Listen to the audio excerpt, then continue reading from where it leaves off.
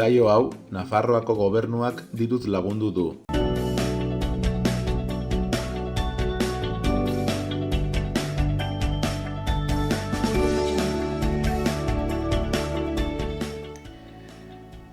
Arratsaldeon eta ongi etorriak Xaloa telebistara, gaur iraiak 14 dugu asteazkena eta hau egunez egun Iruñerriko hotsak eta zaratak saioa dugu. Arratsaldeon Larraitz. Kaixo Maria. Ongi etorri.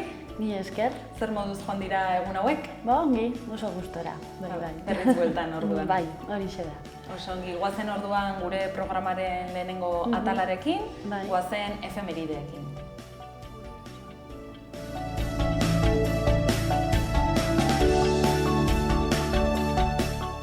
Gure lehenengo efemeridea Euskal Herria mailakoa izango da, izan ere 2010ean, gaur bezalako egun batean, Guardia Zibilak ekineko zuzendaritzako ustezko 9 kide atxilotu zituen eta inkomunikaturik mantendu zituen ere.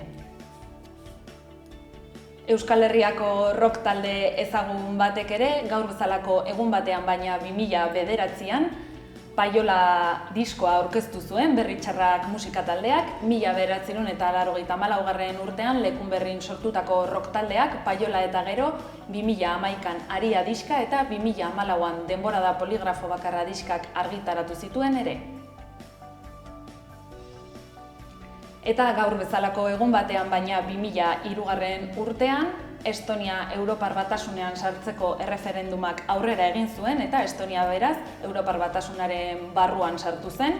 Estonia Europako ipar-ekialdeko estatua da, Baltikoko estatuetan txikiena eta hiriburua Tallin hiria da. 2006ko irailaren 14ean ere, El perfume de Story of a Murderer edo Lurrina hiltzaile baten istorioa filma estreinatu zen, Tom Tykwerek zuzendua eta Ben Whishaw eta Alan Rickman bezalako aktoreek antzeztua. 2009 urtean, Patrick Swayze estatubatuar aktorea hil egin zen gaur bezalako egun batean, 1952an jaioa, batez ere Dirty Dancing edota Ghost bezalako filmetan egindako paperak antzezteagatik ezaguna egin zen Patrick Swayze. Efemerideak eta gero, guazen eguneko lerroburu nagusiak errepasatzera. Arratsaldeon Aitziber. Arratsaldeon. Zer moduz, joan da goiza? Ongi. Zuk ere ongi? Ongi, bai, esan beharko, ezta? Bai. Gaur eguldi ona, Bai. Atze eurila, baina gaur... Freskatu du, bai. Eguzkia ere atera da. Atera. Bai. Ez gara kejatuko. Ez, ongi. Oso ongi. Ea zer ekarri diguzun gaurkoan. Hauexe direk gaurko egunak utzizkigun titular nagusiak.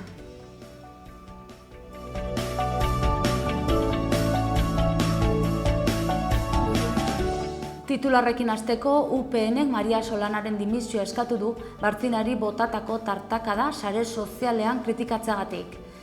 Abortatzeko eskubidea osasun sistema publikoan bermatzea konplikatua izan dela adierazi du Osasunbideko ginekologia buru den Ricardo Ezkurrak. Barkos lehendakariak gobernua kalitatezko hezkuntzarekin duen konpromisoa azpimarratu du. Ayerdi lehendakari ordeak sakanako enpresarien elkartearekin eskualdearen etorkizuna aztertu du. Bertzalde ekonomian prezioek gora egin dute Nafarroan. Iruñean eraikuntza eta birgaitze eraginkorrak sustatzeko Joseba Siron alkateak Pasibaus eraikuntza plataforma enpresarekin lankidetza hitzarmena sinatu du. Iruñeko liburutegiek bat egingo dute mugikortasunaren astearekin eta gaurko albistekin bukatzeko Astonauta diskoa kaleratuko du Ene Kantakek datorren azaroaren 7an.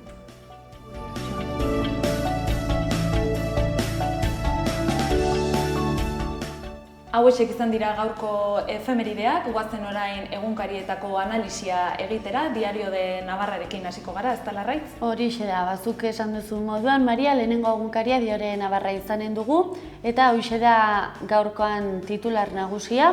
Nafarroako Unibertsitateak 3.887 lanpostu zuzen sortzen ditu eta 5.177 lanpostu zeharkako errazten ditu.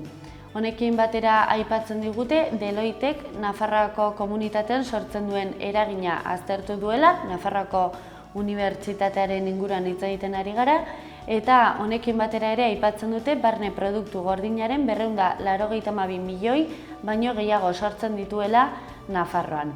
Hori lerroburu nagusiari dagokionez, argazki nagusian gaurkoan eguraldi kontuak dauzkagu mintzagai, aipatzen dute Diario de Navarra egunkarikoek 2 hilabete eta gero itzuli egin dela euria Nafarrora. Tuterako Zaragoza etorbideko argazki bat agertzen zaigu, Hortzadarra eta guzti, eta aipatzen digute atzo bera herrian 33,5 litro erori zirela metro karratuko eta Iruñaren kasuan adibidez 7,5 litro.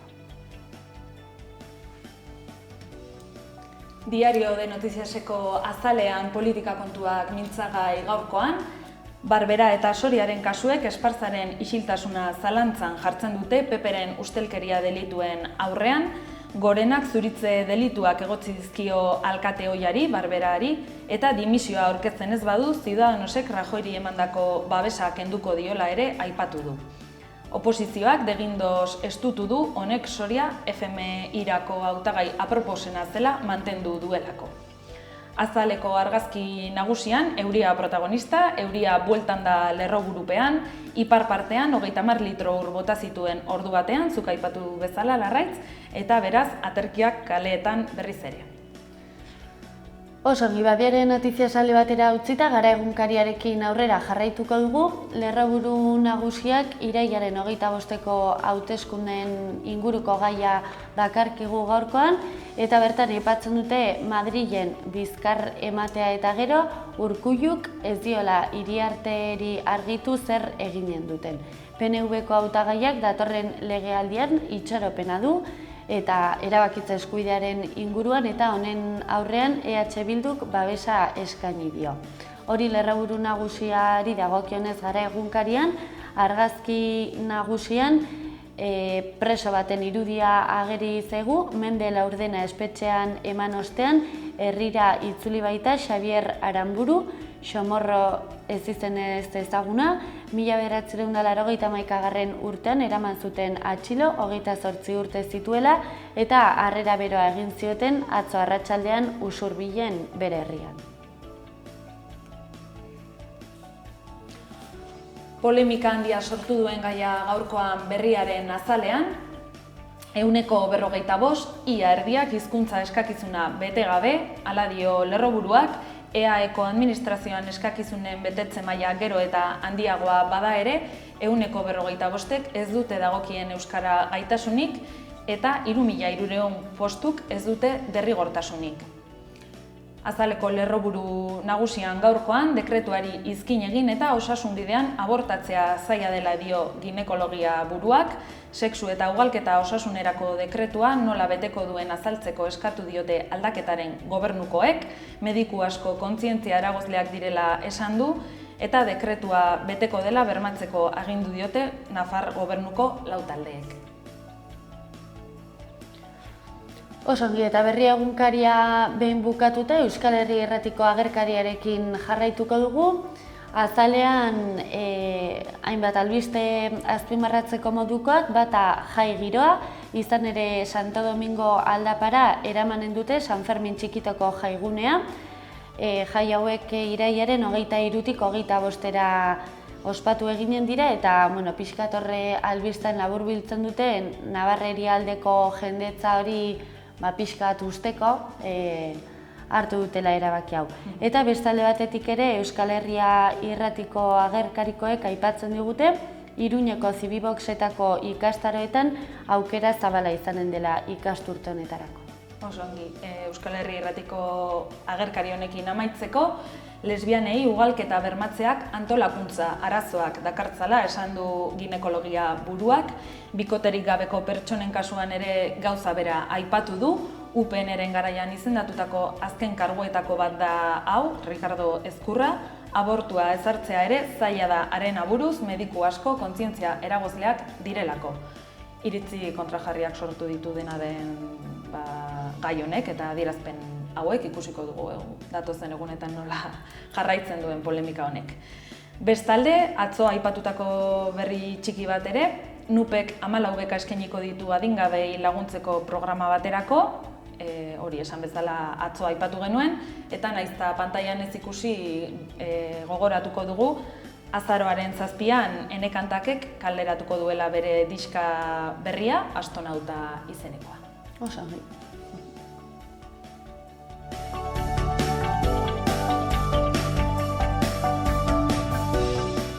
Egunkarietako lerroburu nagusiak aztertu eta gero, gaurkoan agendak utzi dizkigunak kontatuko dizkiguzu, ezta, Maria?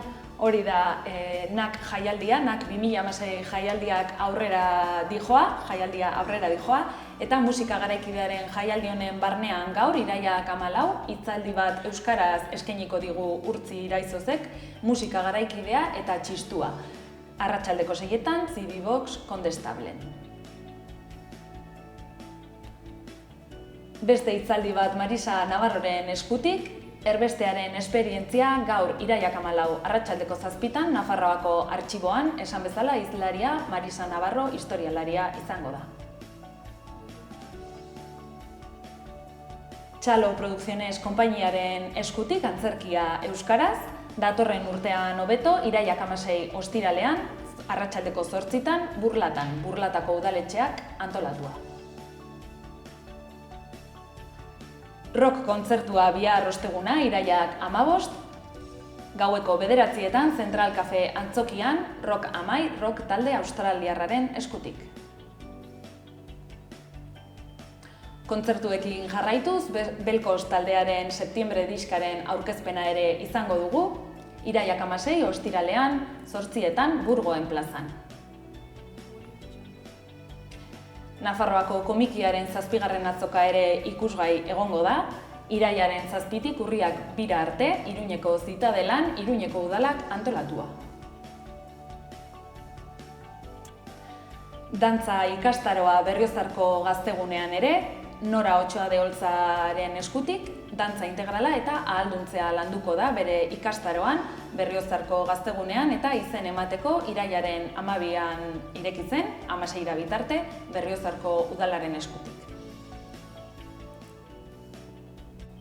Kanta Mañanas jaialdiaren barruan erakusketa ikusgai dago Uharten, Kanta Mañanas International Urban Art jaialdiaren barne esan bezala, arratsaldeko 5etatik 8etara irekia egongo da erakusketa Uharteko kulturretxean, gogoraraziko dugu aste honetan bakarrik egongo dela, astelehenetik ostiralera.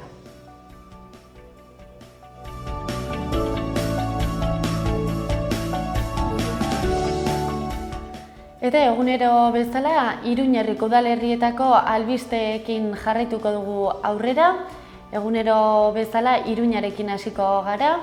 Eta hauxe da lehenengo albista. Iruñeko liburutegiek bat egingo dute mugikortasunaren astearekin, hitzaldiak, ipuin kontalariak eta bizikletarekin zerikusia duten erakusketekin, jarduerak urriaren amaiera bitartan egingo dira, adin guztietarako jendeari zuzenduak eta doakoak izanen dira. Jarrai dezagun Iruñarekin, 1913 urtea baino lehenago eraikitako eraikuntzek higiezinen balorazio txostena aurkeztu beharko dute aurten. Txostena ingeniaria ala arkitektu batek egin beharko du eta udalaren erregistroan eskuragarri jarri beharko dute. Beste albiste batekin aurrera jarraituko dugu, emakumeen indarkeriaren aurkako jardunaldietan izen emateko epea irekita dago. Profesionalei zuzendutako ikastaroak izanen dira, arlo soziala, juridikoa eta komunikabideen arloak aztertuko dituzte besteak beste. Eta beste albiste batekin aurrera segitu, 225 elkartek erabiliko dituzte Zibiboxetako esparruak. Joan zen urtean, baino 128 gehiago erabiliko dute elkarteek, Juslarrotxa, Iturrama eta Condestable dira elkarte gehien dituztenak, eta Arrosadia eta Zabalguneko Zibiboxak berriz gehien hazi direnak dira.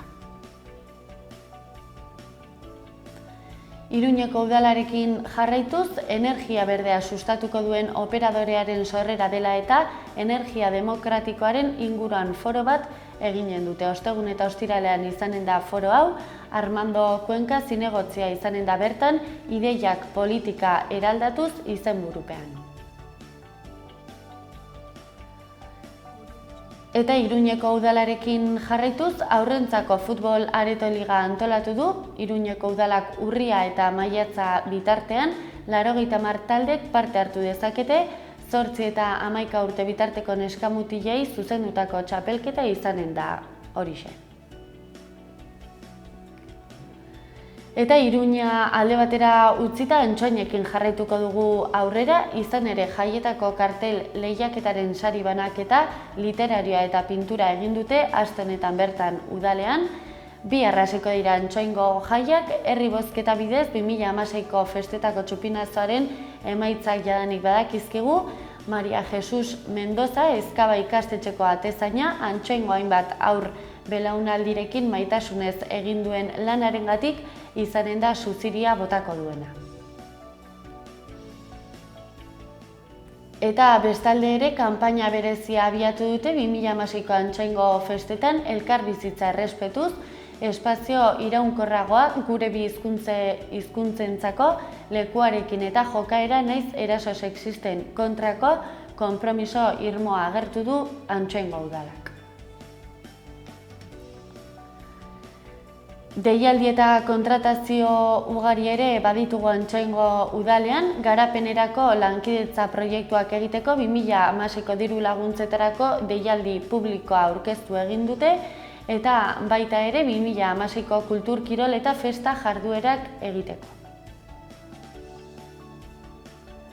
Antsoingo udala alde batera utzita Aranguren aldera joanen gara oraingoan, izan ere bertako web orrialdean, udaleko web orrialdean, Zeberri aldizkariaren zenbaki berria kaleratu dutela aipatzen digute, eta oinarrizko gizarte zerbitzuek eskaintzen duten zerbitzuen berri ematen dute, besteak beste tailerrak, ikastaroak eta aholkularitza izanen dira.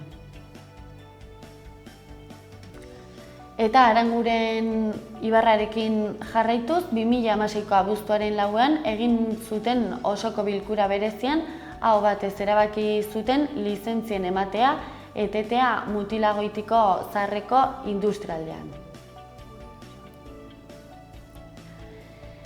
Eta Iruñerriko albiste hauekin bukatzeko Barainain aldera joanen gara azkenik, izan ere udalak erabilpenik gabeko zenbait udal lokal egokitzeko asmoa dauka, horien artean udaletxe plazako solairu artekoak, Araneko etorbideko aldagelak eta merkatal hiribidea ere.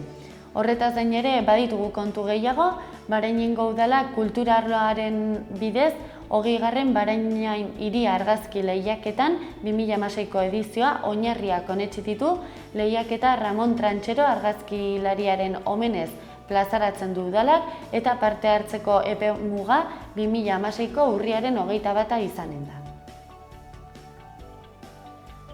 Eta bukatzeko hainbat eta hainbat udaletan bezala, Barainainen ere ikastaro eta tailerren udal egitaraua 2016-2017 izen emateko zerbitzua dagoeneko irekita dago.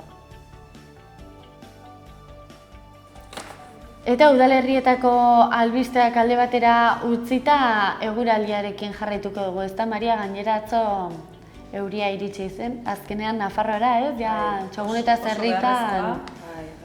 Hemen kriston zaparra da botatzen gainera arratsaldean. Beraz, ikusiko dugu gaur bihar eta etzirako ze eguraldi daukagun. Primeran.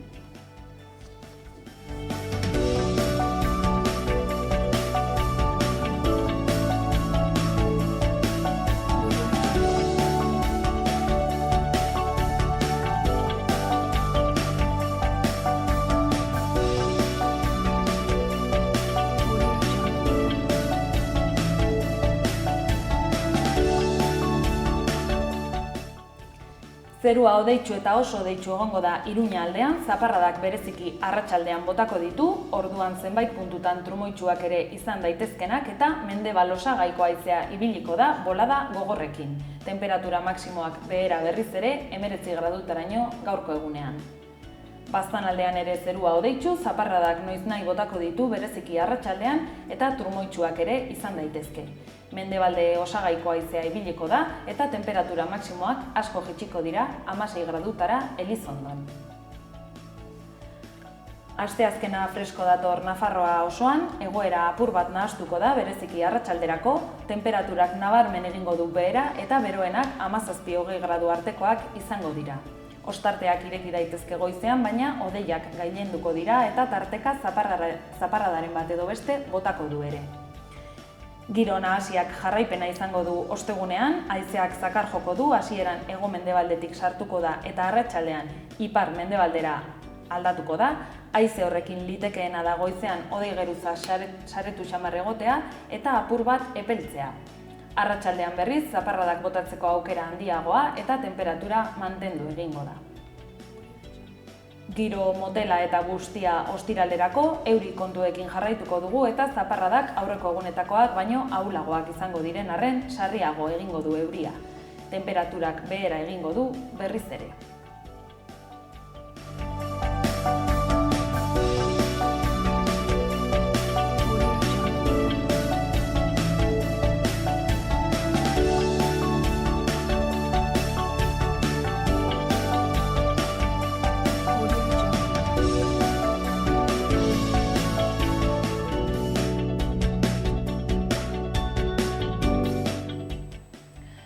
Eta hau izan da eguneko eguraldia, gogoratzen dugu eguraldiarekin batera gure lehenengo atala bukatzen dela eta orain elkarrizketei paso emango diegu, ez da Larraitz? Asteko Aiora Ganuza edukiko dugu, Arianari tailer dendako nagusia da bera, eta hemen izango da udazkeneko modaren inguruan hitz egiten. Oso ondo. Eta bestalde batetik, Nafarroako gobernutik, Memoria Historikoaren departamentu barruan lanean ari den Cesar Laiana teknikariarekin izanen gara, hainbat gauza kontatuko dizkigu gainera oso interesgarriak, eta gaurkoan ere beste saio bat ere izanen dugu, ezta? Gure zaraten atal horretan, ezta? Iriketan saioa gaurkoan. Hortxe Iruñeko udaletxea, gertutik eta barrutik ezagutzeko aukera izanen dugu, bisita gidatu eginen dugu Iratxe Bargilak, eta nik uste hau ere polita eta interesgarri izanen dela, ezta? Udaletxea barrutik ezagutzeko hainbeste aukerarik ez du jendeak normalean. Ideia ona dela, ez? Kanpotik bai, baina barrutik gehien ez da inerrisa, ez? Eta azalpenekin eta askoz ere interesgarriagoa. Hori da. Gonbidatzen ditugu hemendik ikusentzuleak gurekin geratzera. Hori da. Eskerrik asko Larraitz. Zuri Maria, bihar arte.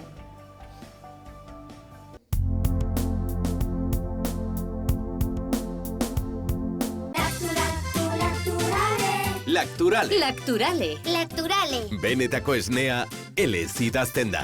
Lacturale. Orain Lacturale laktosa gabe ere. Baldorba sagardotegia Aizoainen Iruregaina poligonoan. Sagardotegiko menua eskaintzen dugu. Bazkariak asteartetik igandera eta afareak hortziral eta larunbatetan ematen ditugu.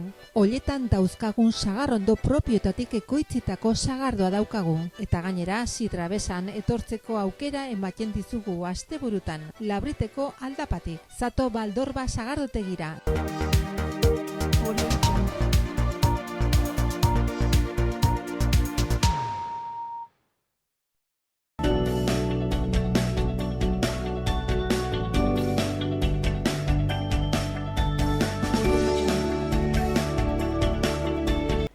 Eta gaurko gure elkarrizketan aipatu bezala moda gaia jorratuko dugu eta horretarako Iruñako Alde Zaharreko Arianari tailer dendako Aiora Ganuza daukagu gaurkoan xaloan. Arratsaldeon Aiora. Arratsaldeon, bai. Eta eskerrik asko gurekin egoteagatik. Horregatik. Ez da zure lehenengo aldia gainera xaloan. Ez, ustut Azaro aldera torri nintzela, bai.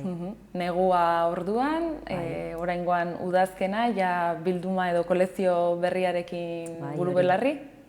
Atope, bai, ja, abuztuaren erdialdean edo atera nuen kolekzio berriko lehenengo piezak, eta orain pizkanaka kolekzio hori osatzen.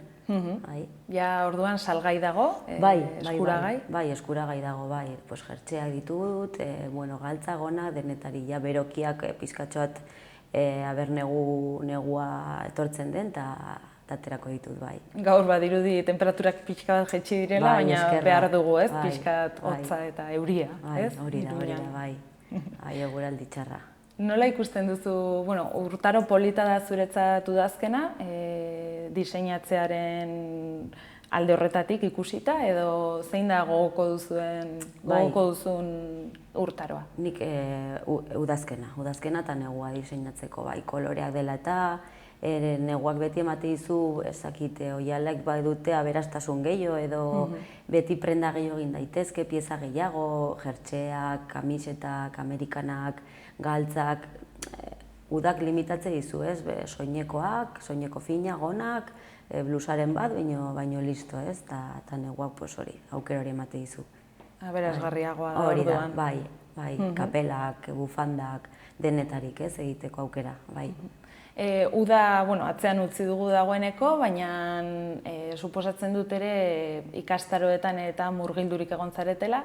Zer moduz joan da uda? Garaiona da ikastaroi begira? Uztailean denda itxi egiten da, San Ferminak eta direla itxi egiten da San Fermin aste horretan, eta gero abuztuan berriz ere ikastaroak planteatu nituen, hilabete batekoak, eta talde txikiatera nuen, talde gehiegi lan egin nahi ez nuelako, ez? Ikastaroak mantendu nahi nituen, baina, 4 pertsonekin mantendu ditut eta 2 egunetan, astean.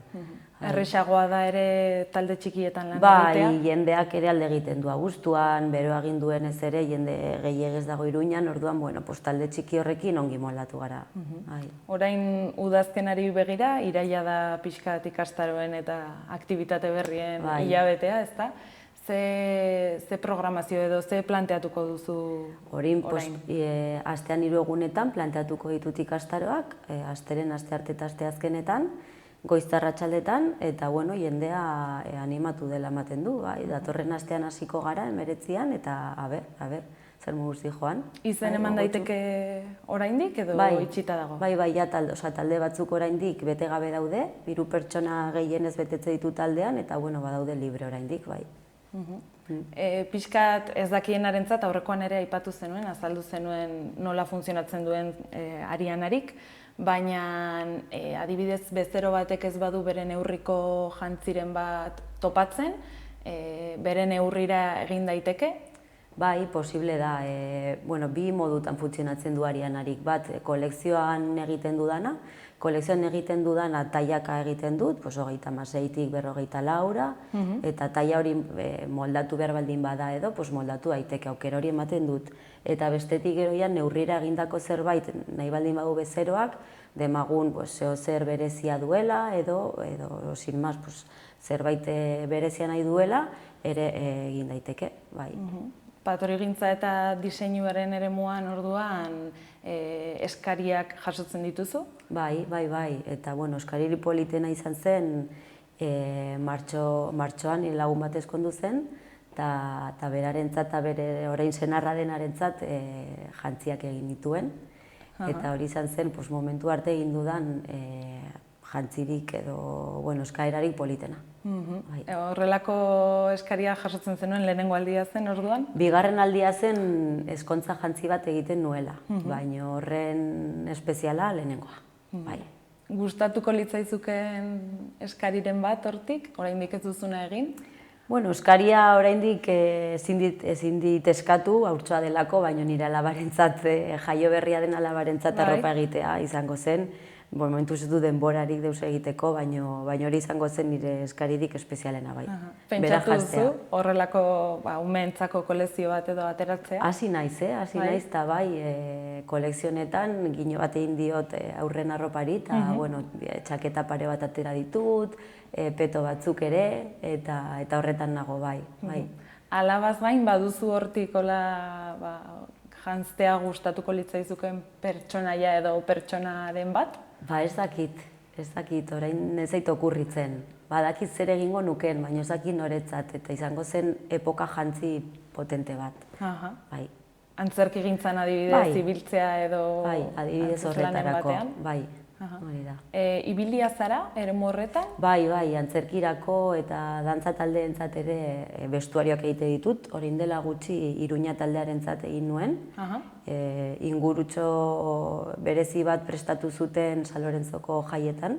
eta beraientzat prestatu nuen vestuarioa. Horrelako eskariak nola jasotzen dituzu? Bueno, bai, hasia nintzen, Arianari hasi baino lehen, hasia nintzen zineman eta antzerkigintzan lan egiten, eta ja behin publikoa zarenean, edo ja hor denda batean zaudenean, jendeak jasagutzi dizu eta eskatze dizkizu horrelako gauzak.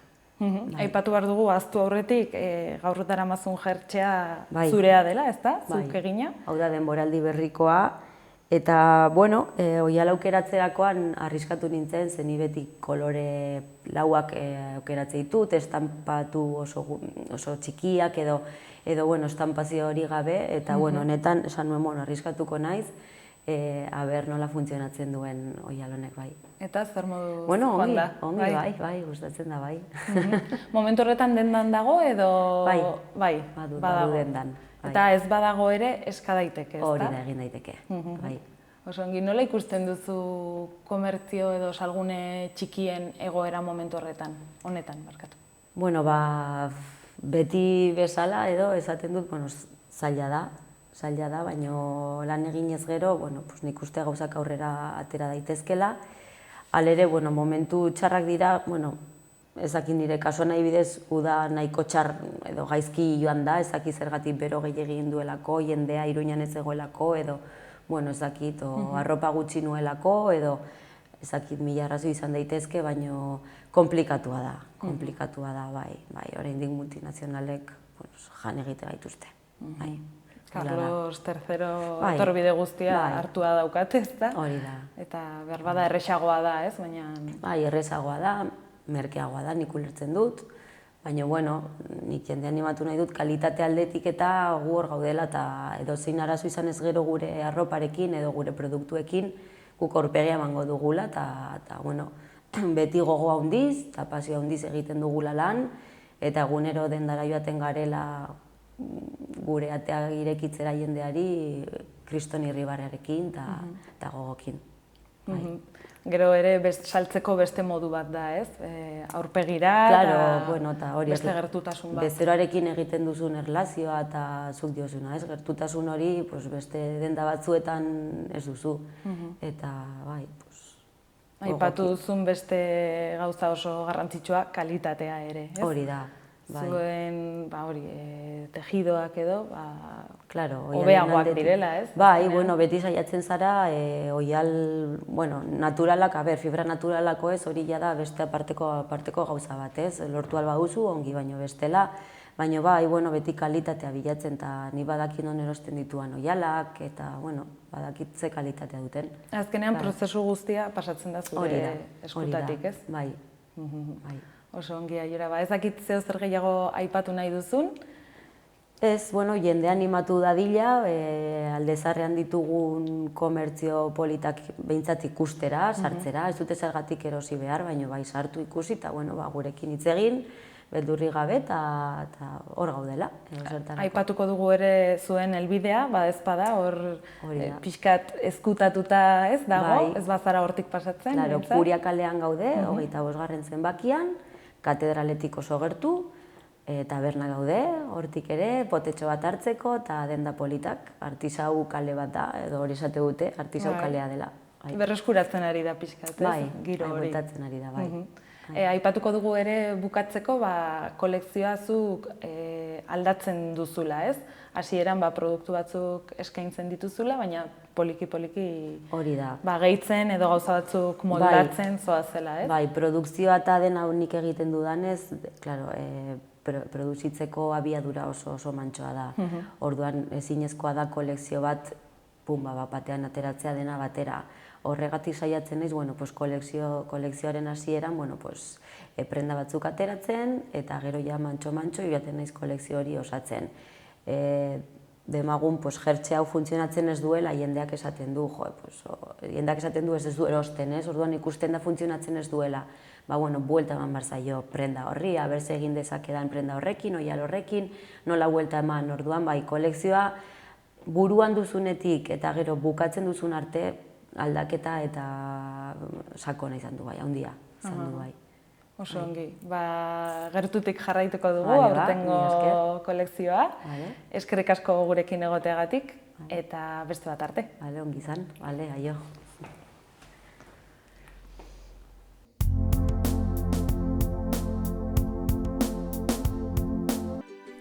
Erratzun kanpin baztan oporretan deskansatzeko eta ongi pasatzeko lau izarretako kanpina. Ingurunez zoragarrian eta lasaian. Hondarribit eta Donibane Loitzuneko hondartzetatik 3 ordu laurden eskasera, baztan kanpina. 100 metro kuadroko 150 partzel esiak eta itzalarekin, argindarra eta ura zornitutakoak. Heldu eta umentzako 2 igerileku, jolastoki, ostatu, jatetxe, supermerkatu, padel pista, squash, petaka eta ping-pong. Mediku zerbitzu 150 metrotara erratzu herrian bertan. Erratzun baztango bihotzean baztan kanpina. Almando zen beola jatetxea. Beheko jangelan menua eta karta jateko aukera. Goiko solairuan ospakizun berezietarako jangela. Ezkontzak, jaunartzeak, bataioak, talden bazkari eta afareak. Kalitatezko sukaldaritza. Hau dena etxetik hurbil. Almandoz, baztanen.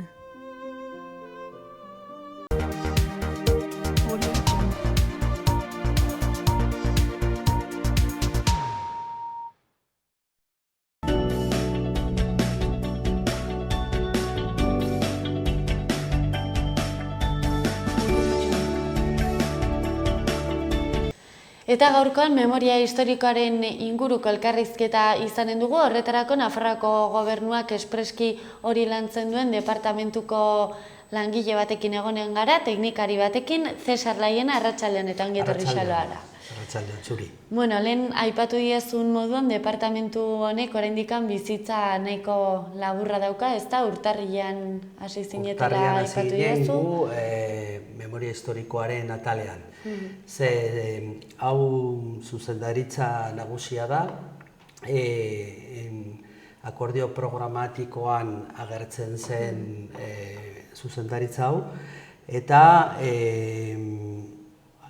iazko azaroan abiatu zen.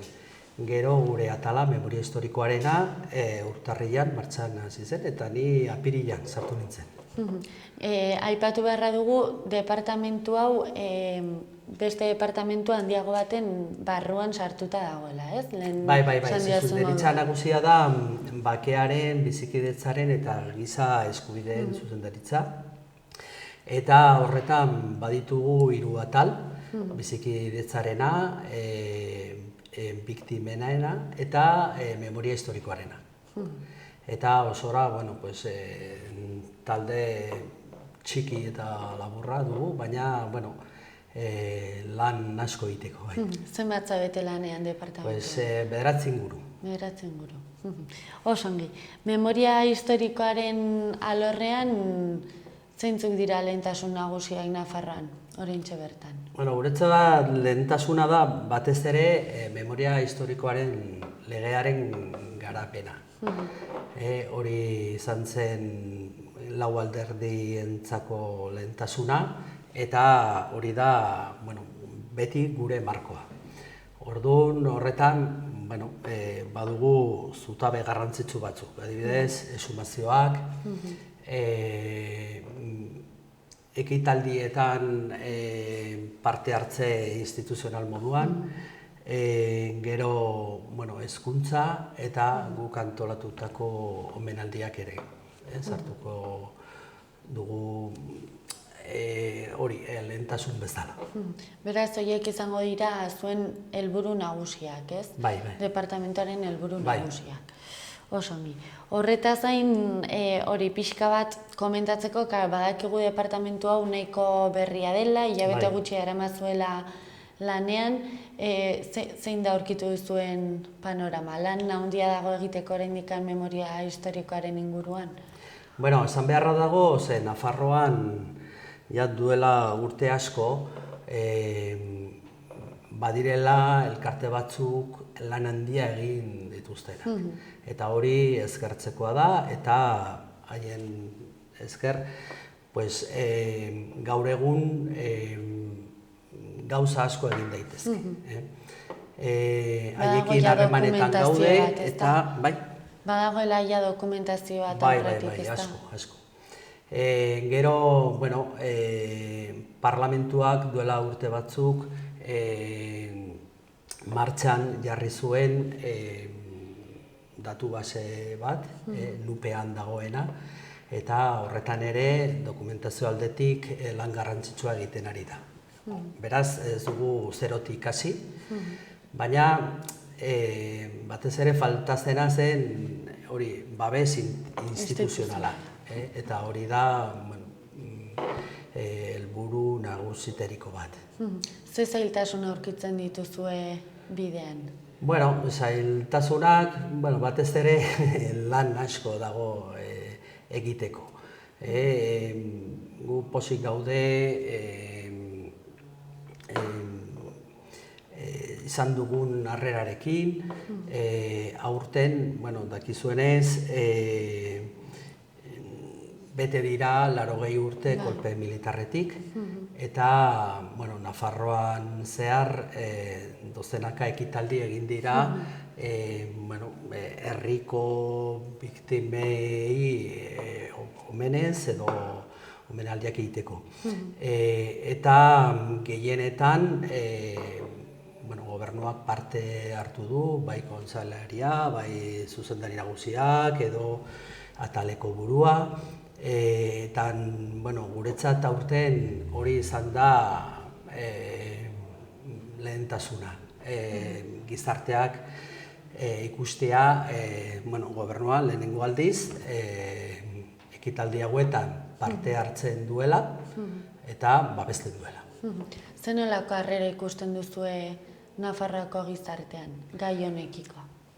Nik uste dut jende askorentzat hau berandu heldu dela, hori egia da, eta faltan bota da. Orduan, nik uste dut harrera oso ona izan dela, eta hori eskerra jaso ditugu, eta baina hori da guretzako esan dudan bezala helburu garrantzitsu bat. Batez ere aurten, urte hurrenagatik. Aipatu duzun moduan hori elkarlanean zabiltzate hainbat elkarterekin batera, pentsatzen dut ezinbestekoa izanen dela herritarrekin, hiritarrekin, jendearekin harremanetan egotea, horrelako gai bat lantzerako orduan. Bai. Elkarteekin badugu hori lan talde bat, mahai bat, horretan elkarte nagusiak ordezkariak dituzte, eta horretan eztabaidatzen dira irizpideak eta beste kontu batzuk. Eta gero, gure telefonoa edo gure bulegoa irekita dago edo zein hiritar ara joateko eta bere testigantza emateko edo galdetzeko edo zein informazioa garrantzitsua izan daiteke. Gero aztertuko dugu eta horri esker, noizbehinka lortzen dira edo biktima bat aurkitzea, edo fosa bat, edo... Jende asko gerturatu da, zuen bulegora, bai telefonoz edo... Bai. Esan dezakegu baietz. Ikusten duzue interesa jendearen aldetik zentzu horretan? Badago interes handia, esan nahi dut. Agian gizarte osorako ez da izanen garrantzitsuena, baina lan egiten ari garen neurrian konturatzen ari gara ze nolako zabalera izan zuen errepresio hori. Eta kasu adibidez, maizuei omenaldia prestatzean, konturatu gara, 100 familia implikatuta zeudela, askok ez ekiten, beste asko askori informazio eman diegu, eta horrekin lortu dugu, adibidez, aurreko larun batean iaia 300 familiako elkartzea ekitaldi horretan. Aipatu duzun moduan, estatu kolpe hori eta gero errepresio gehien jasan zuten multzo horietako bat izan ziren irakasleak, ez? Bai. Pasaden larun batean omenaldia egin zenieten, zenolako egoera izan zuten beraiek estatu kolpe eta gero? Bueno, hori lehenengo bere testuinguruan sartuko dut. Ze, bueno, igual ezagunena da hildakoena, bai? Hemen Nafarroan, naiz eta gerra ez izan, hil zituzten 3.000-tik gora lagun. Eta hori izan da betidanik Nafarroako gizarterako lehentasuna. Baina, gero kontuan hartu behar da, ze badaudela beste errepresio mota, azken urte hauetan ezagutzen ari garena. Besteak beste, kartzela, ezaguna da Ezkabarena, baina Iruñeko kartzelan milaka preso egon ziren. Gero depurazioak, isunak, ardura politikoen espedienteak, orduan errepresioa oso zabala eta oso mota askotako izan zen. Gure kasuan, maisuak nahiko kolpe gogorra jasan zuten. Ze gure zerrendan agertzen dira 350 maisu maestra irakasle inguru.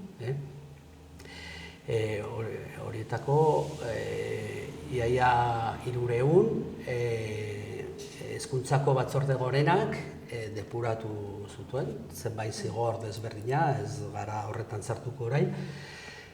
Eta gero beste batzuk kartzelan, erbestean, hildako, orduan horregatik guk uste genuen oso talde garrantzitsua eta adierazgarria zela, omenaldi hauek egiteko. Ze legeak bera hori babesten du, iaz urrian diputazioko langilei egin zien omenaldi bat, eta honetan AFNA-NAFSE proposatuta, Nafarroko gobernuak hartu zuen ideia, eta azken hilabete hauetan denbora desente eman diogu prestakuntza horretan. Osongi.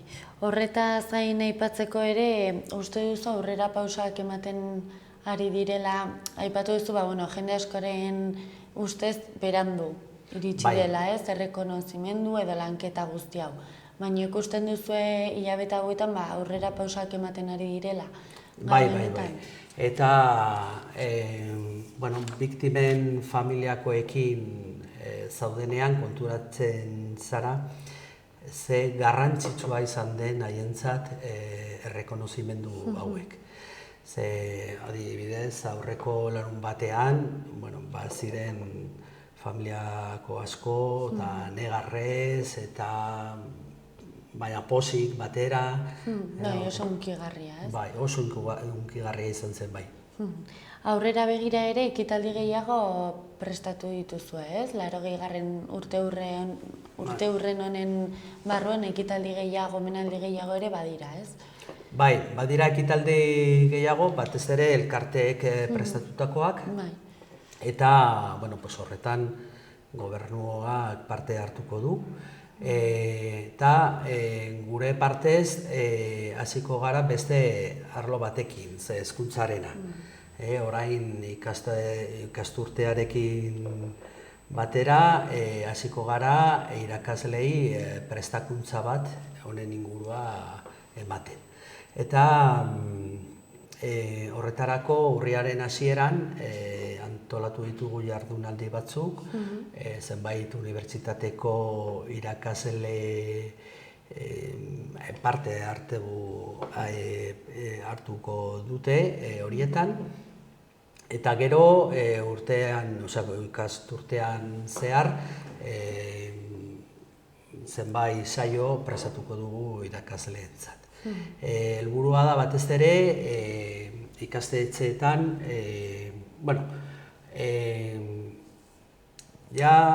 lana egin da ikastetxe askotan, oso lana polita gainera ikasleekiko, baina nolabait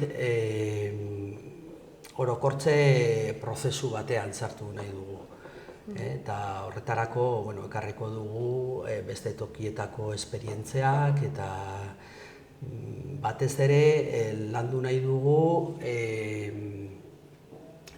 memoriaren tokiak eta ibilbideak ikasleekin egiteko eta haiek jakin dezatela zergatik daude toki horiek eta zer esan nahi duten. Beste datu esanguratsu bat eta aipatu ez duguna, Nafarroan ez zen gerra frenterik egon, baina 3.000 pertsona baino gehiago hil egin ziren, eta horietako asko oraindik ez dakiten nun dauden, familikoek, ez? 1.000 baino gehiago. 1.000 inguru. Hori da, erabiltzen dugun zenbakia, baina, claro, ezin dugu zeharo zehaztu. Izan daitezke gehiago edo pixka bat gutxiago, baina horrelako bat izaten da. Horregatik, exhumazioak ere oso zutabe garrantzitsua da gure atalean. Horretarako,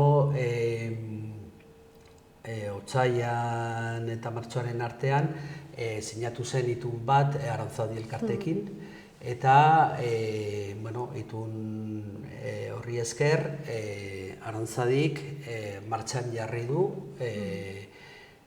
irizpide teknikoekin, haiek martxan abiatu behar duten exhumazioak. Eta aurten izan dira Olabekoa, duela gutxi ikusi dugu pare bat, Gaztelun eta Usetxin, eta izan dira beste batzuk arrakastik izan ez dutenak, baina hori prozesu horretan segitu behar du. Horretarako oso garrantzitsua da batez ere Iruña herrian edo inguruko Aranetako, herrietako jende daduna, bere oroimen edo bere testigantzak, ez lekuko. Testigantza biltzea, jakiteko non egon daitezken fosa horiek edo. Gainera aipatu duzuna, ez? 80 urte eta gero, paisaia asko aldatzen da, batzutan pentsatzen dute leku batean daudela eta gero... Teknikoki ez da bat ere erraza, baina hori segitu behar da eta hori da gure asmoa. Datorren urteetan honekin segituko dugu, bai. Horri begira, datorren urtei begira, eskuartean exhumazio... Bai, hori Arantzaderekin zehaztuko da eta itun hori segituko da. Gero, beste erronko bat dugu, hori akordioan dago, legean dago, ze ikur frankisten zentsoa egitea, orain urrian bilduko da mahai teknikoa eta erabakiko ditu, zein irizpide kontuan hartu behar dira ikur horiek kentzeko. Momentu honetan, ikur frankisten inguruko txostena iaia amaituta dago, eta ondoren erabakiko dira irizpideak. Ikusi dugu egun hauetan, gai honek zenbait sektoretan sortzen duela zalaparta handia, ez? Nola ikusten duzu departamentu barrutik? Ikusi dugu egun hauetan, nik uste dut badaudela zalaparta, baina gizarte osoari begiratzen badiogu, nik uste dut oso harrera lasaia eta normala duela. Orduan, nik uste dut, zenbait gertakari gertatu direla, baina nik uste dut ez duela isladatzen gizarte osoaren hori. Oso, jaipatu iazu lehen ere, Cesar, webgune bat badaukazuela, ezta? Eta bertan biltzen dituzuela omenaldi guztien agenda, eta informazio asko duzuela, ez? Eskura. Bai. Momentuz web horretan nolabait egutegi moduan antolatuta dago. Ze horretan agertzen dira elkarteek antolatzen dituzten ekitaldi guztiak, eta gitaragoak, kartelak eta bar. Horrez gain, martxan jarri genuen uztailaren 18an, urte hurrenarekin, batera Twitter kontu bat, biktimen ez testigantzak, batez ere oroitzeko eta bere informazioa eguneratzeko. Eta nahiko posik gaude izan duen harrerarekin. Aipatu duzun moduan ere, zuek instituzionalki antolatzen dituzuen omenaldi horietaz gain ere, badakigu urte honetan berezia izan da, 80 urte hurren hori kontuan hartuta, herri askotan egiten ari direla omenaldia. Egin dira, dozenaka ekitaldi toki askotan, ikusi da bazegoela giza behar bat, eta gure asmoa izan da ekitaldi horien guztietan parte hartzea. Eta, batzuetan gertatu dira agenda arazoak, baina nik uste dut, iaia guztietan, ez guztietan, baina iaia. Oso, ongi, Cesar, nik uste nahiko argi gelditu dela, departamentu barruan egiten duzuen lan guzti horren inguruan, zorionak egiten duzuen guztiagatik, eta gonbidatuta zaudete Xaloara nahi duzuenean, edozein gauza azaltzera. Mila esker. Eta zuei, oraintxe bertan, Iruñeko udaletxeko bisita gidatu batekin utziko zaituztegu, Iratxe Bargilarekin, beraz, eskerrik asko eskainitako arretagatik eta bihar arte.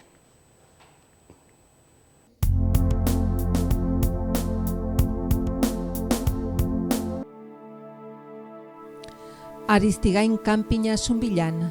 Kalitatezko jakiez gozatzeko 100 lagunendako tokia duen jatetxea. Kanpoaldeko terrazan otordu eder bat ere egin daiteke.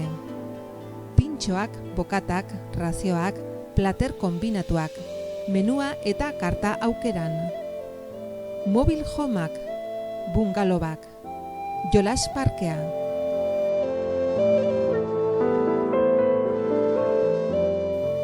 Zunbilan Aristigain kanpina. Informa zaite www.kanpinaristigain.com web orrian. Lacturale. Benetako esnea elez idazten da. Lacturale. Orain Lacturale laktosa gabe ere. Baldorba sagardotegia Aizoainen Iruregaina poligonoan. Sagardotegiko menua eskaintzen dugu. Bazkariak asteartetik igandera eta afareak ortziral eta larumatetan ematen ditugu. Oletan dauzkagun sagarrondo propiotatik ekoitzitako sagardoa daukagu. Eta gainera sidra besan etortzeko aukera ematen dizugu asteburutan. Labriteko aldapatik. Zato Baldorba sagardotegira. Erratzun kanpin baztan oporretan deskansatzeko eta ongi pasatzeko 4 izarretako kanpina. Ingurune zoragarrian eta lasaian.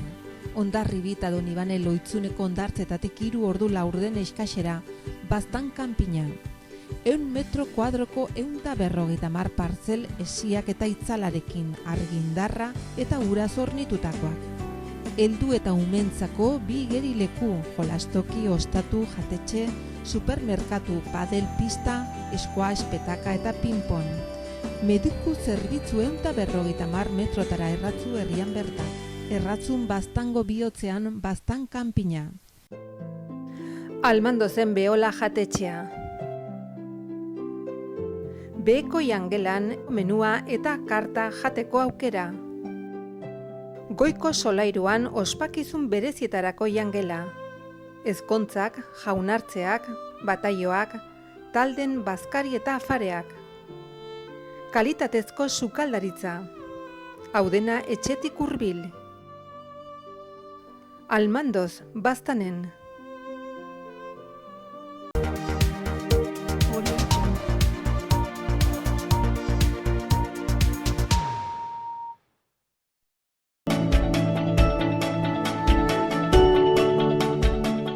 Bueno, egunon, nire izena Iratxe da eta gaurkoan udaletxean zehar bisita egingo dugu. Bisita hauek egun hauetan, atzo iraiak 8 ospatu zen batasunaren privilegioari buruzko bisitak dira, bai, edo paseo txikiak. Nolabait, sarreraz aparte ez, zaguana edo delakoa, udalbatzar aretoa, harrera aretoa eta nola ez prentxaurrekoen aretoa ikusiko dugu. Areto honetan ere gainera txupinazoaren balkoia dago eta bertatik ere bertara atera zaitezkete.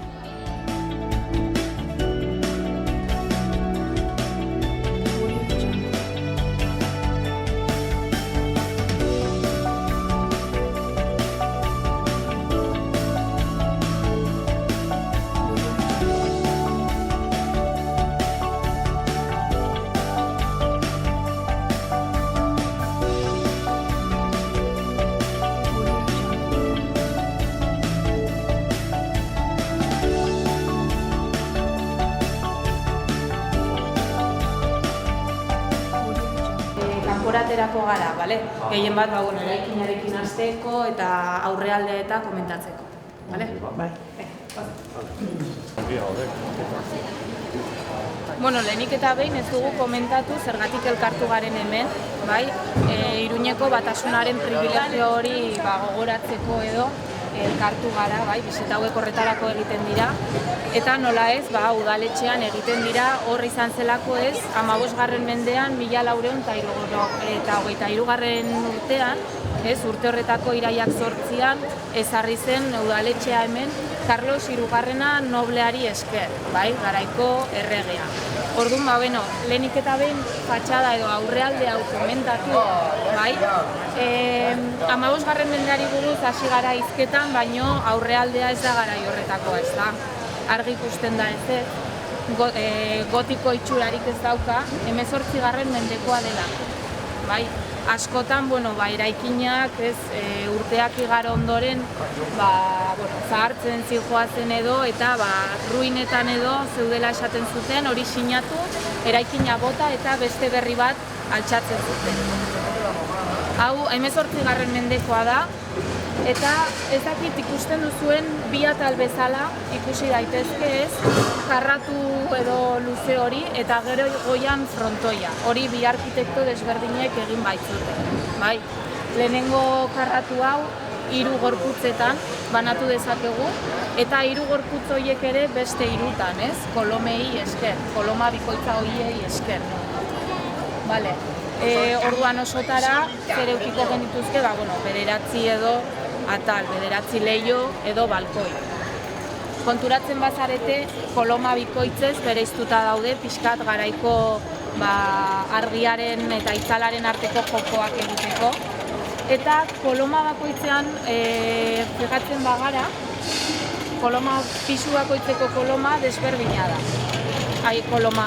Kolomaren kapitela, bai?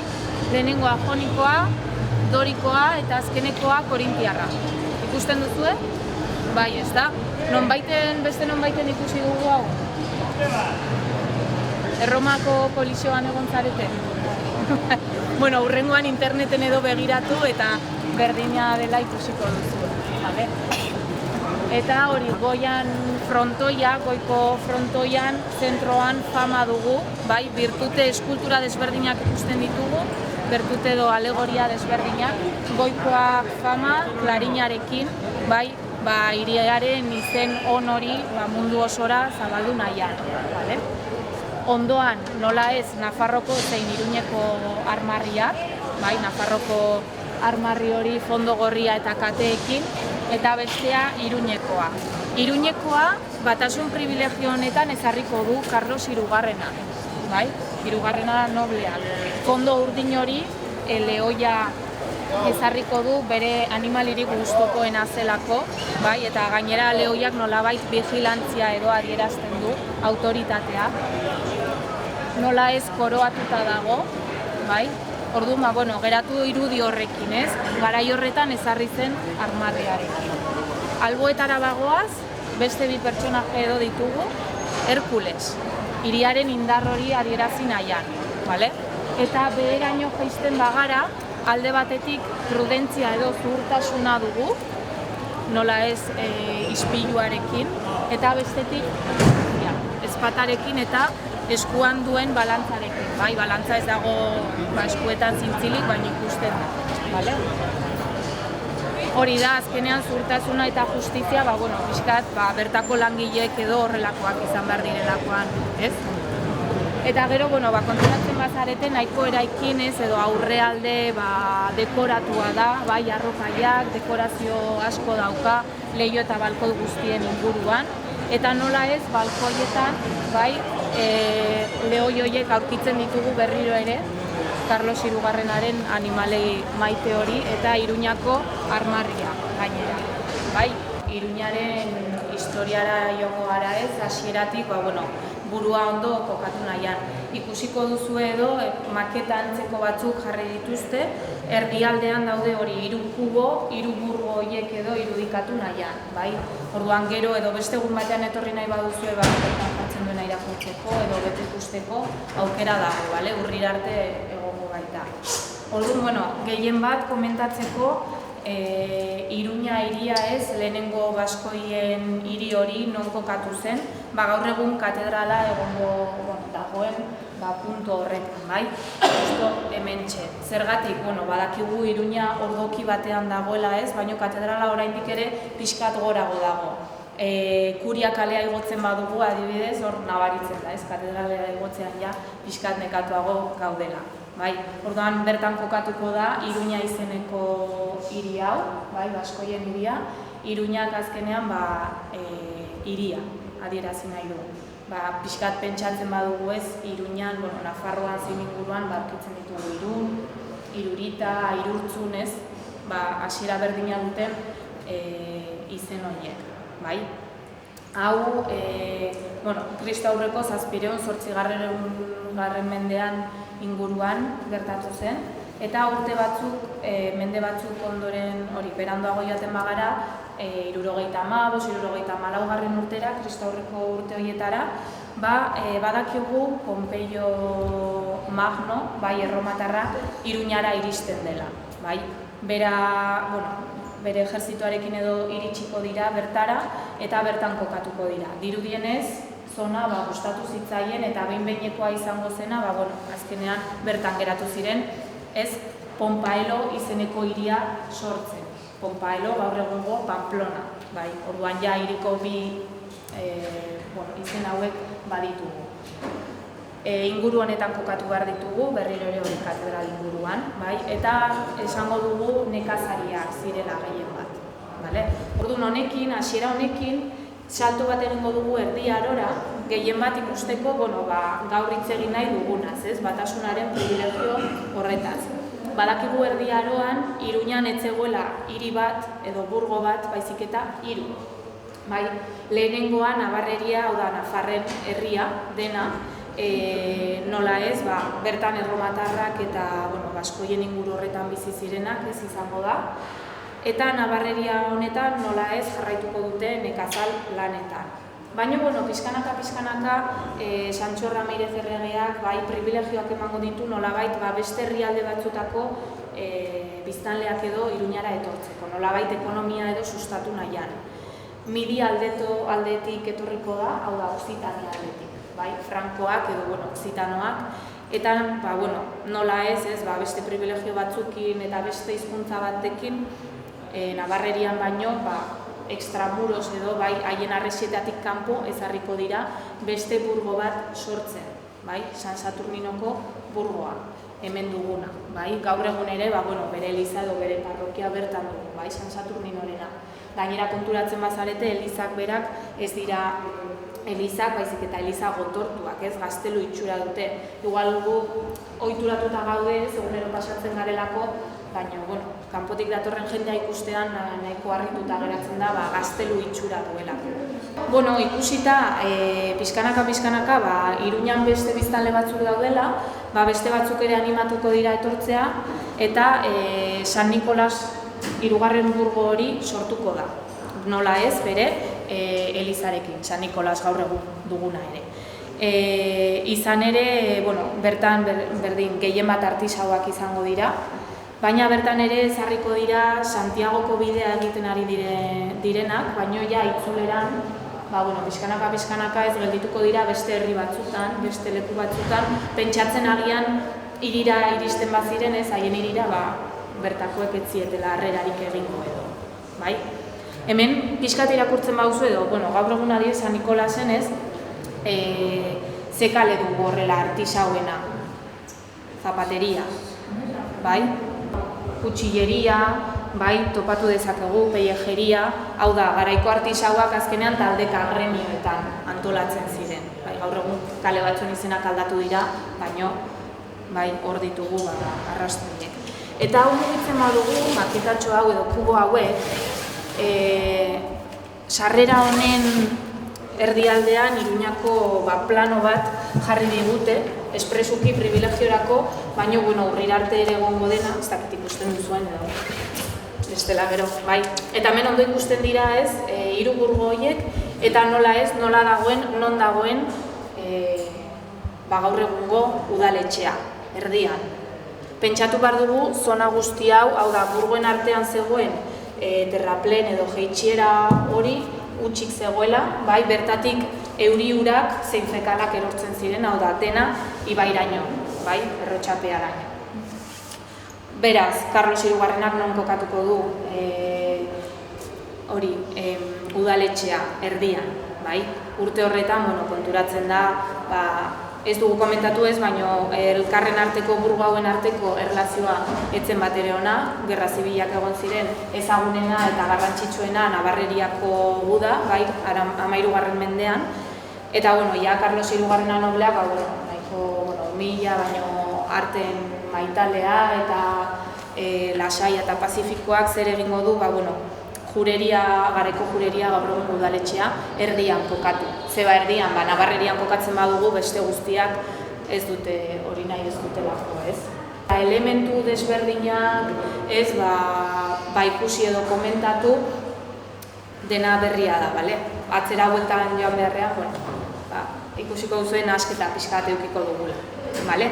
Orduan, hori da, udaletxea sortuko da erdian, en Tierra de Todos y de Nadie, ez? Zentro horretan. Ja, Gaztelu plaza pixkanaka garai horretan ere ez da egingo, baizik eta, etxeen artean eta ja, hiru burgoak elkartu ondoren eta Arresia kanpoan ezarri ondoren, sortuko da nolabait, bale? Eta gero ukiko dugu aurreko goiko plaza, bai, udaletxe plaza eta beko plaza. Gaurko Santiagoko, menatzean dagoen plazatxo hori. Bai handiago zela, baina, udaletxea handitu zutenean ere, azkenan plaza txikiagotu zen. Esateko, 16. mendetik 19. mendera arte, udaletxe plaza, fruta plaza zela. Bai, hau da, fruta saltzen zen, merkatua edo. Ja, 19. mendean, konturatzen dira ez dela agian oberena edo ez, udaletxe plaza baterako, eta arrainak eta haragia saltzen zuten merkatura pasako dute gaur egun dugun merkatuan. Bale?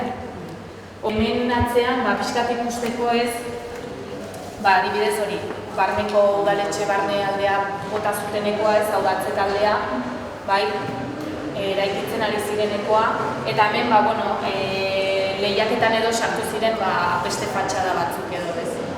Gaur egun ez duguna, noski baino.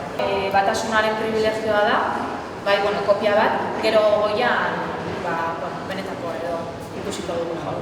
Katedralaren profil hori, sukaldearekin, klaustroaren parte bat, hemen aurrekaldean duguna da, gaur egungo artxiboa, antzinetako, 11. mendeko jauregi erreala, bai, beste palazete batzukin eta Navarreriako iturria eta guzti, bai, San Lorenzo edo San Llorente elizak, bai, eta Kamara de Kontos eukiko genuke hemen.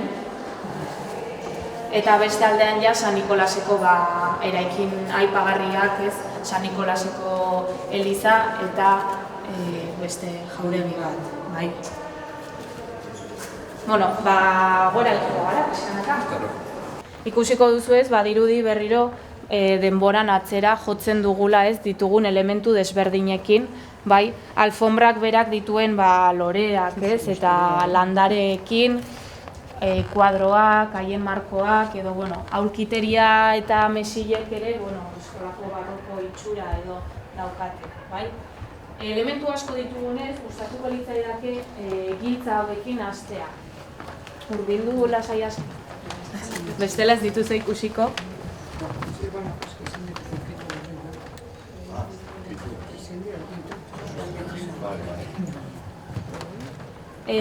Giltzak, bai, zein anatzean dauden mazoak normalean egoten dira alkatearen bulegoan, bai? Eta urtean zehar ere bisitak egiten ditugunean, hau ez da ikusten, orduan privilegio bat da hau ere, bai, zuentzako. Bertan ditugun giltzak dira Iruñak zituen 6 ateen giltza horiek, bai? 1915 urtera arte, Iruña osotara arresitua jarraitzen zuen eta 6 ate zituen, bai? Ate horiek gauero ez, isten ziren toke dekedarekin edo, eta ezin zen ez inor atera, ez inor sartu. Giltza horiek gorde izan dira, bai? Eta bertako hauek dira. 6 dira eta erdian 7. bat dugu. Ateak, izenak, badakizkizue? Batzuk? Bat bai, seguro. Eta bat baino gehiago ere. Frantziako atearena bai. Ezta? Gero badago San Nikolasena, bai, Portal Berria, Takonera, Tejeria eta Errotxapea. Hori da, bai? Baino, 7. hori erdian dagoena, hori da Koso Taurinoren edo, hau da, Zezen plazaren giltza. 18. mendera arte, Gaztelu plaza izan zen Zezen plaza, bai? Orduan bertan dugu ere beste giltza bat. Bai, giltza hauek askoz ere handiagoak dira, bai? Gaur egun txikiak dira eta bezakit laukoitza edo idoia bat egiteko izango zen, bai? Beraz, hemen Iruña hiriko giltza. Hori, beti horrela irudikatzen da, ez? Carlos Hirugarrenak horrela idatzi zuen privilegioa. Eta hemen atzean duguna, esan bezala kaperatxoa da. Kaperatxo hau erabiltzen da bakarrik urtean behin. Bai, Ararako aingerua edo, Iruñara ekartzen dutenean, bere harrera modua edo, mezatxo bat egitea da. Orduan, kapera bezala ez, areto hau ere bakarrik urtean behin erabiltzen da. Atzean baditugu, erlikitegiak ez, santu desberdinen erlikiak, San Saturnino edo San Fermin haien artean. Goian nola ez, Nafarroko kopatroia edo San Fermin, ez dugu San Saturnino, gehienetan San Fermin ikusiko dugu udaletxean ere, bai? Nahiz eta patroia jakin San Saturnino dela. Apaizek edo erabiltzen duten jantzi hori bordatuta eta erdian Iruñeko armarriarekin eta beste aldean sakristia txikitxo bat. Eramaten dutenean, hori egiten dituzenean prozesioak atzeko aldean dagoela, bai? Ezagutzen denez, 1600 urtean gutxi gora bera izurrite bat egon zen Iruñan eta, dozein gauza saiatu ezin zen gelditu eta azkenean, nolabaiteko boto bat ez eskatu zioten Jesukristori edo ez, 5 prozesio bat egiten, 5 zauri horiekin nola ez izurritea gelditu zen, eta horregatik, hori oraindik ere armarriaren atal bat da, eta urtero ostegun santuan boto hori edo berritzen da.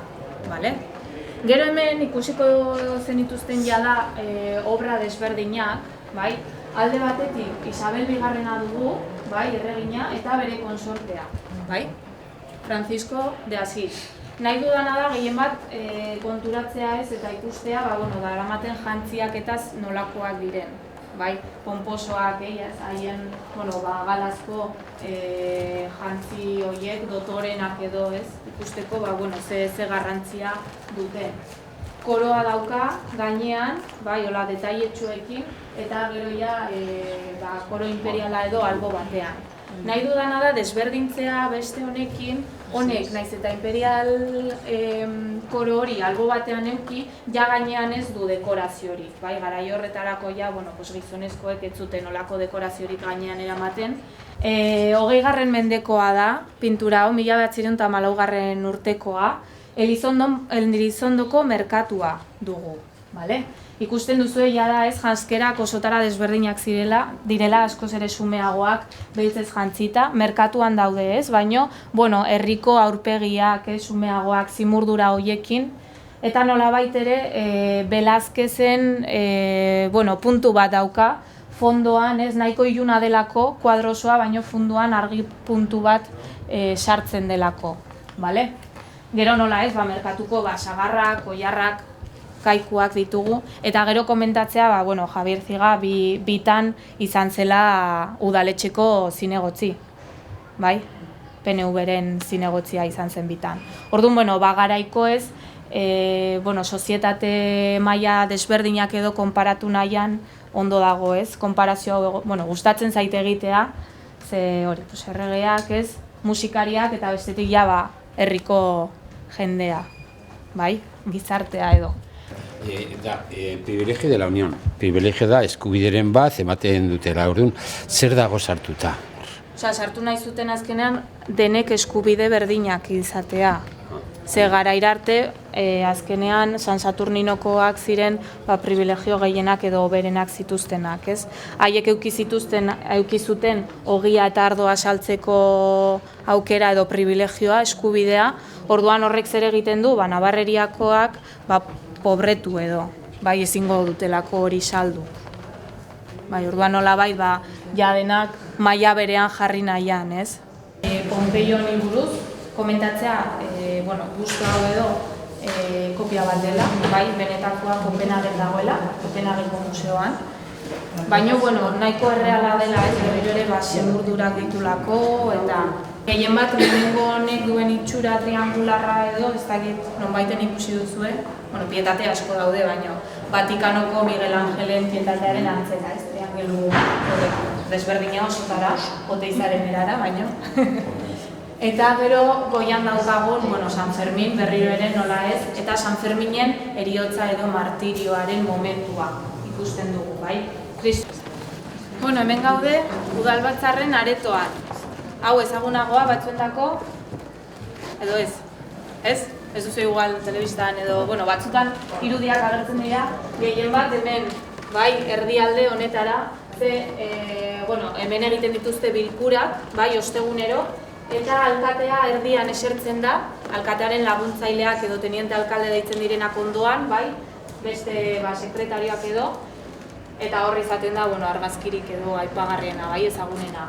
Alboetan, eskuinaldean, eskuineko partiduak, eta ezkerraldean ezkerrekoak esertzen dira, ezkerrekoak edo zentrokoak ere, ideia bat egiteko.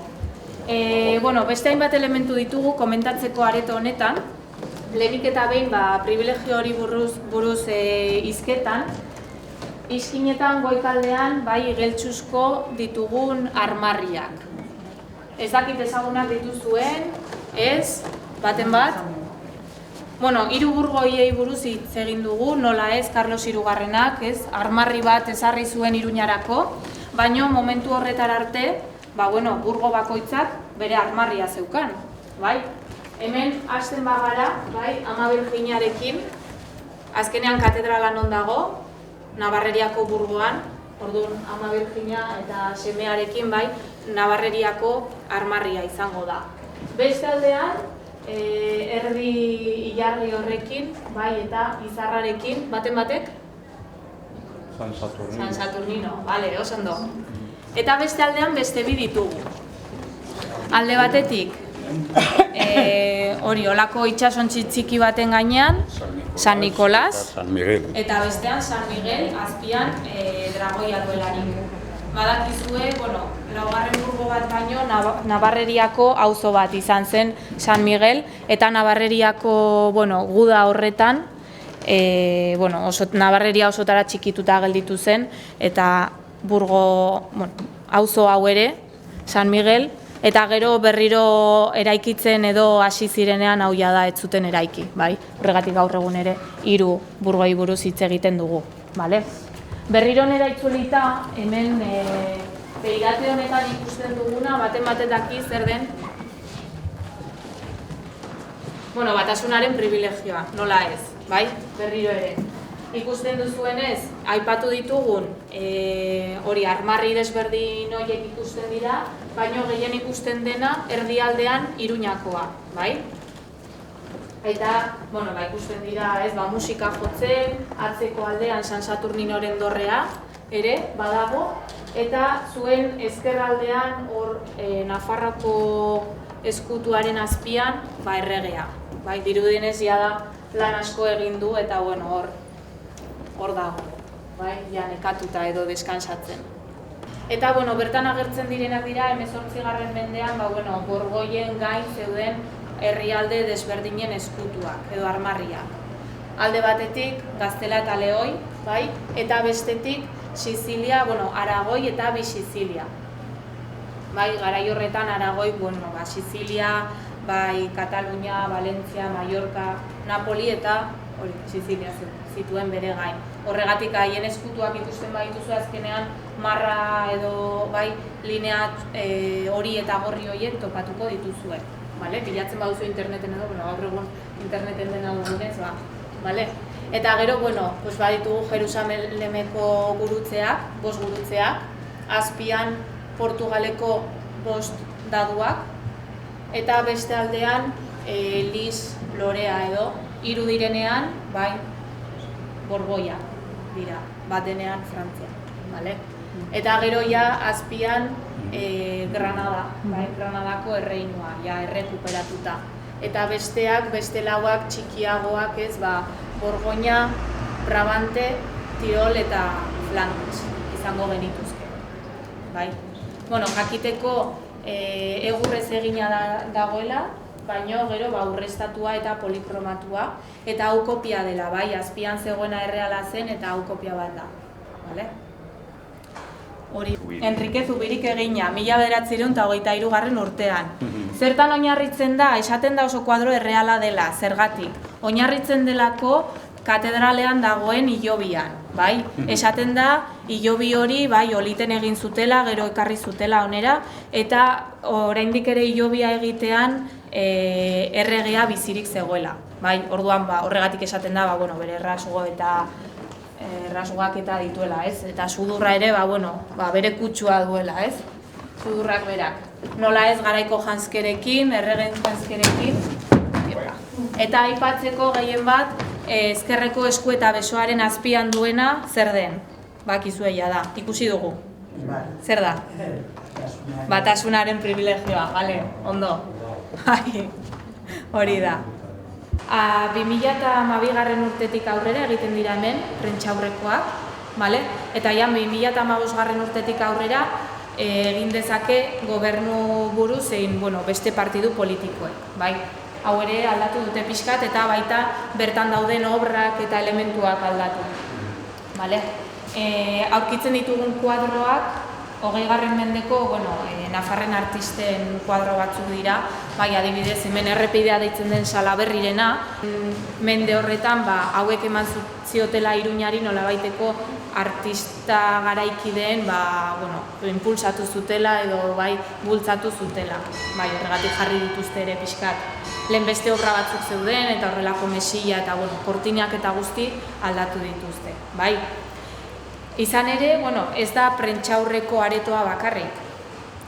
Hau txupinazoaren balkoiaren gela da edo, Hemen dugu balkoia, atera zaitezkete, privilegioa duzue.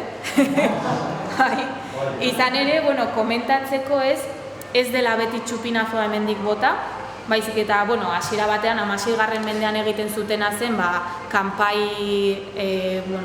jotzeak, edo lako erreplika bat edo, eta ja, 1901 urtetik 51 urtera arte Gaztelu plazatik botatzen zela txupinazoa, bai? Joakin Ilundain alkate ordea esan zuen, proposatu zuen zergatik hemendik ez bota, eta beste guztiek onartu ondoren, urte horretatik aurrera hemendik botatzen da, bai? Udaletxe plazatik San Ferminetako txupinazo hain ezagun hori, bai? Atera zaitezkete, esan bezala, nahi bauzue atera 3 edo 4, ze dena baino askoz ere txikiago da, txikiago zein estuago, bai? Ze telebistan, karo, beste jende sartzen denez dirudi izugarri handia dela baino ez. Vale.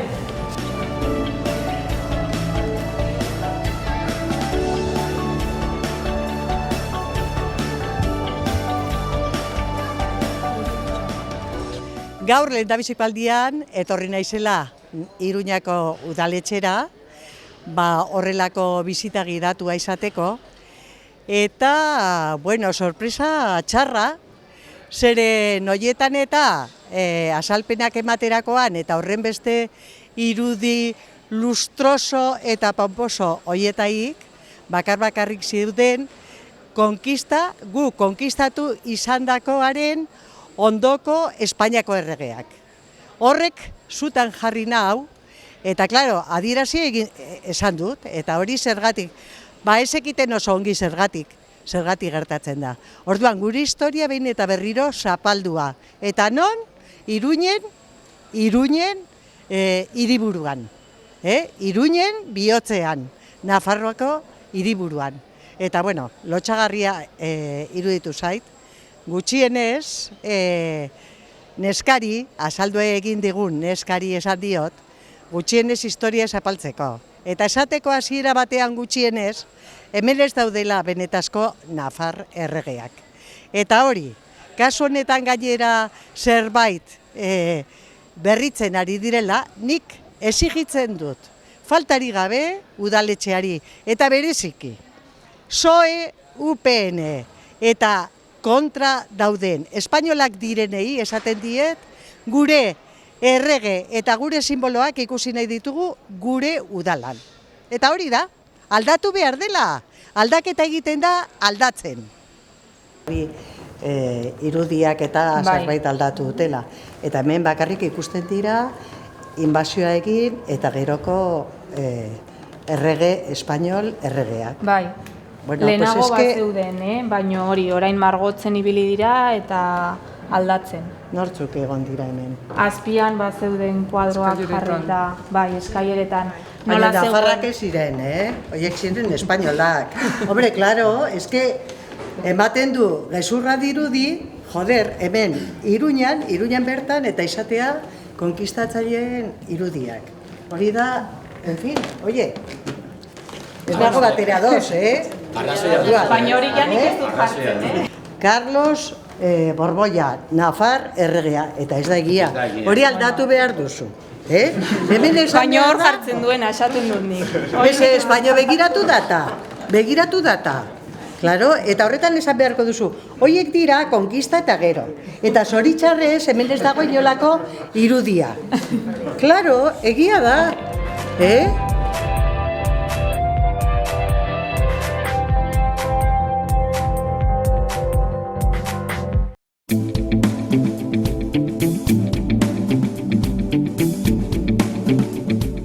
Saio hau, Nafarroako gobernuak diruz lagundu du.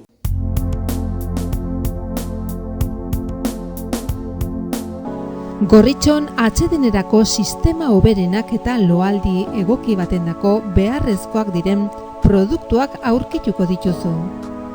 40 urte daramatzagu punta-puntako materialak eta marka hoberenak bezeroaren eskura jartzen.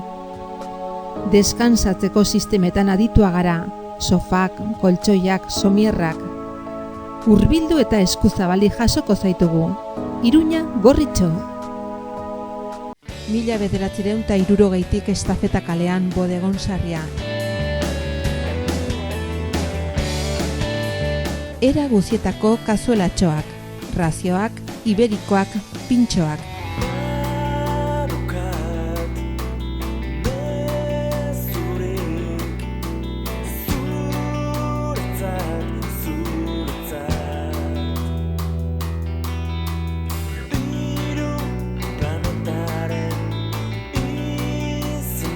50 urte Iruñeko Alde Zaharrean, Bodegon Sarria. Lactu yogurta. Lactu yogurta. Lactu yogurta.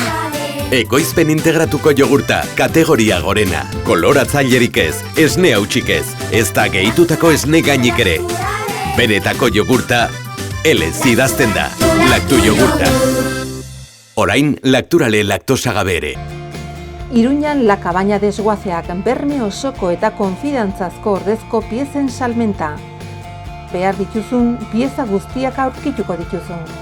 Ibilgailu bilketa zerbitzua eskaintzen dugu. Profesional eta langiletara autoen piezak debalde eramaten ditugu. La Cabaña desguazean istripu izandako ibilgailuen tasazio altuena eskaintzen dugu. Profesional eta partikularrentzat arreta personalizatua. Informa zaite 948 303 303 telefono zenbakian.